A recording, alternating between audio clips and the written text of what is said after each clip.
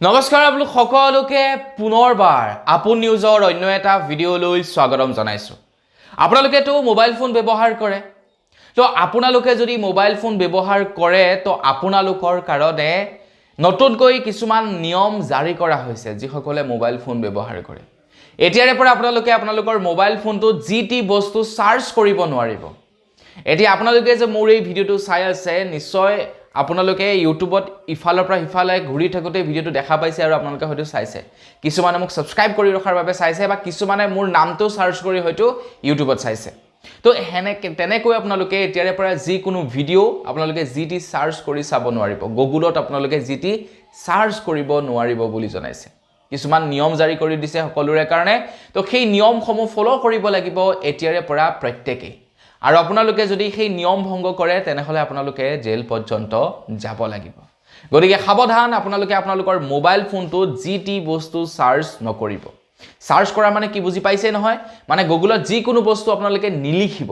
ঠিক আছে, ইউটিউবত আপোনালোকে জিটি বস্তু নাচাব, ফেচবুকত আপোনালোকে জিটি বস্তু সাৰ্চ নকৰিব, নহলে আপোনালোকে সমস্যাত পৰিব। তো কি বস্তু চাব নালাগে, কি বস্তু সাৰ্চ কৰিব নালাগে সেই সম্পৰ্কে আজিৰ এই ভিডিঅ'টোত মই আপোনালোকক জনাম। তো ভিডিঅ'টো প্ৰথমৰ পৰা শেষলৈকে চাই থাকিব। মই শ্ৰীপাণ্ডে গগৈ, আপোনালোকে চাই আছে আপোন নিউজ। আহক আৰম্ভ কৰোঁ আজিৰ ভিডিঅ'। আগবাইছো আজিৰ খবৰটোৰ ফালে আগবঢ়াৰ আগতে লাইক এটা কৰিব আৰু চেনেল যদি এতিয়ালৈকে সাবস্ক্ৰাইব কৰা নাই তেনে চেনেলটো সাবস্ক্ৰাইব কৰি ল'ব এনেকুৱা ধৰণৰ খবৰবিলাক নিতৌ চাই থাকিবৰ কাৰণে। আপোনালোকে মোবাইল যদি ব্যৱহাৰ কৰে ভিডিঅ'টো কিন্তু পুৰা ধ্যান মনেৰে চাওক যে কি বস্তু আমি গুগলত সাৰ্চ কৰিব নালাগে। প্ৰথমটো হৈছে আমি গৰ্ভপাত কেনেকৈ কৰিম সেই বস্তুটো আপোনালোকে কেতিয়াও গুগলত সাৰ্চ নকৰিব, কিয়নো আমাৰ ভাৰতবৰ্ষত গৰ্ভপাত সম্পূৰ্ণৰূপে অবৈধ। তো কিবা এটা অবৈধ কাম আপুনি যেতিয়া সাৰ্চ কৰিব দ্যাট মিন্স আপুনি সেই কামটো কৰিব পাৰে, আৰু সেই কামটো কৰা মানেই আপুনি অপৰাধত ভুগি যাব, আপুনি অপৰাধত পৰিব, আৰু তেনে কাৰ্যত আপোনালোকৰ কাৰাদণ্ড হ'ব পাৰে বুলি জনাইছে। তো সেইবাবে আপোনালোকে গৰ্ভপাত কেনেকৈ কৰে সেই বস্তুটো গুগলত সাৰ্চ নকৰিব। যিজনে ভিডিঅ' বনাব সেইজনটো বিপদত পৰিবই, তাৰ লগতে যিজনে সাৰ্চ কৰি চাব সেই ব্যক্তিজনো কিন্তু সমস্যাত পৰিব। তো সেইবাবে আপোনালোকে গৰ্ভপাত কেনেকৈ কৰে সেই বস্তুটো গুগলতেই হওক বা ইউটিউবতেই হওক বা ফেচবুকতেই হওক সাৰ্চ কৰি নাচাব। এতিয়া আপোনালোকে হয়তো ক'ব পাৰে যে মই কিবা এটা বস্তু সাৰ্চ কৰিছোঁ, কেনেকৈ সাৰ্চ কৰিছোঁ, কি সাৰ্চ কৰিছোঁ চৰকাৰে কেনেকৈ গম পাব? আপুনি কি সাৰ্চ কৰিছে, ক'ত বৰ্তমান চাই আছে, কি মোবাইলত চাইছে, কি নেটৱৰ্কৰ দ্বাৰা চাইছে, এই সকলোবিলাক তথ্য সকলোবিলাক ডাটা টেলিকম ৰেগুলেটৰীৰ ওচৰত থাকে, তেওঁলোকৰ ওচৰত জমা থাকে। তো গতিকে আপোনালোক যদি তেনেকুৱা ধৰণৰ মানে বেয়া এক্টিভিটি কৰে ন, লগলগ আপোনালোকক হেণ্ডকাফ লগাই লৈ যাব। গতিকে ভুলবশতঃ সেই বস্তুটো সাৰ্চ নকৰিব। আপোনালোকে ভিডিঅ' পাইৰেচি কৰি বা যিকোনো ফিল্ম পাইৰেচি কৰি আপোনালোকে গুগলত আপলোড নকৰিব, বা আপোনালোকে গুগলত বেছিভাগ পাইৰেচি ফিল্ম নাচাব।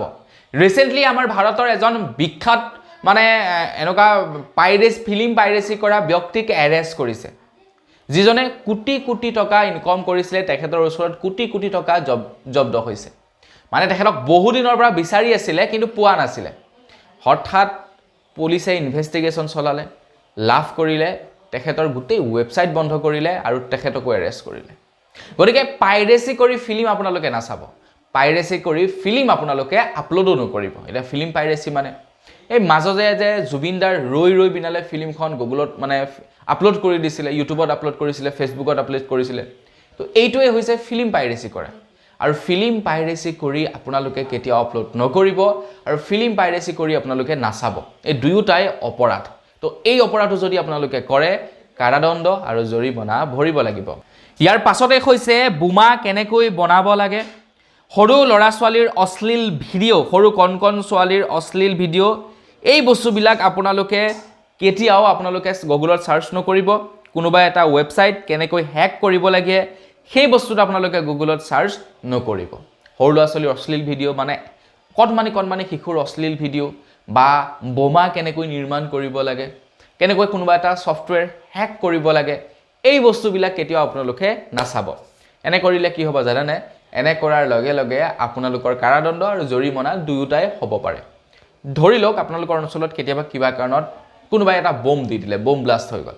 আপুনি যেনিবা সেই সময়তে দুৰ্ভাগ্যক্ৰমে আপুনি সেই অঞ্চলত যেনিবা আপুনি সেই মানে এৰিয়াটোৰ ভিতৰত আপুনি যেনিবা সাৰ্চ কৰিছিলে যে বোমা কেনেকৈ বনায় দুৰ্ভাগ্যবশতঃ তো সেই বোমাটো যে তাত ফুটিলে আপোনাৰ ওপৰত ডাইৰেক্ট সাসপেন্ড আহি যাব যে এইজনেই সেই কামটো কৰা নাইতো বোমা কেনেকৈ বনাব লাগে তেখেতে সেইটো সাৰ্চ কৰিছে গতিকে আপোনালোকে গুগলত কেতিয়াও এই বস্তুসমূহ সাৰ্চ নকৰিব কেতিয়া কাৰ ভাগ্যৰ চকৰি বেয়া থাকে কোনেও ক'ব নোৱাৰে কেতিয়া কাৰ ভাগ্যৰ চকৰি উলুটাকে ঘূৰিব পাৰে কোনেও ক'ব নোৱাৰে তো সেইভাবে আপোনালোকে এই কামসমূহ পৰাপক্ষত নকৰিব গুগলত এই বস্তু কেইটা আপোনালোকে সাৰ্চ নকৰিব প্ৰথমটো হৈ গ'ল বোমা কেনেকৈ বনায় ইয়াৰ পাছতে হৈ গ'ল গৰ্ভপাত কেনেকৈ কৰিব লাগে ফিল্ম পাইৰেচি কৰি আপলোড নকৰিব ফিল্ম পাইৰেচি কৰা ফিল্ম নাচাব তাৰ লগতে আপোনালোকৰ সৰু ল'ৰা ছোৱালীৰ অশ্লীল ভিডিঅ' নাচাব কোনোবা এটা সফটৱেৰ কেনেকৈ হ্যাক কৰে সেই বস্তুটো আপোনালোকে সাৰ্চ নকৰিব এই বস্তু কেইটা আপোনালোকে গুগলত কেতিয়াও সাৰ্চ নকৰিব এই কামটো যদি আপোনালোকে কৰে তেনেহলে কমেও 3 বছৰৰ কাৰাদণ্ড